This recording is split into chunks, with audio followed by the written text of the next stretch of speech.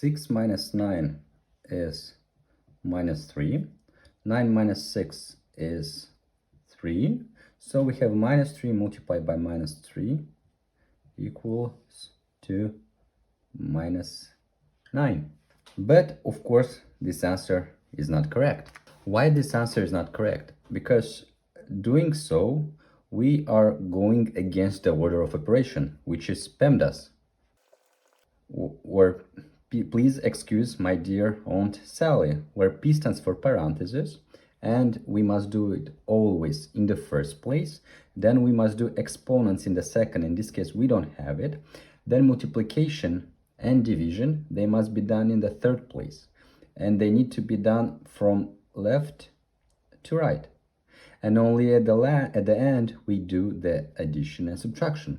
So in this case, we have multiplication, we'll do it in first place. So in this case, we have parentheses, we'll do it in the first place. Then we do multiplication, and only at the end, we do subtraction.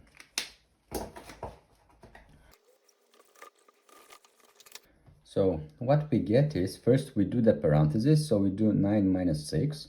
So we have 6 minus 9 multiplied by 9 minus 6, as we saw, equals to 3.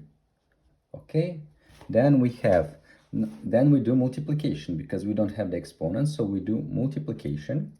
In this case, we'll do 9 multiplied by 3, so we get 6 minus 9 multiplied by 3 equals to 27, and the result minus 27, and 6 minus 27, the result will be minus 21.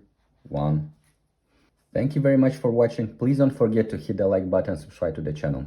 Ciao, ciao.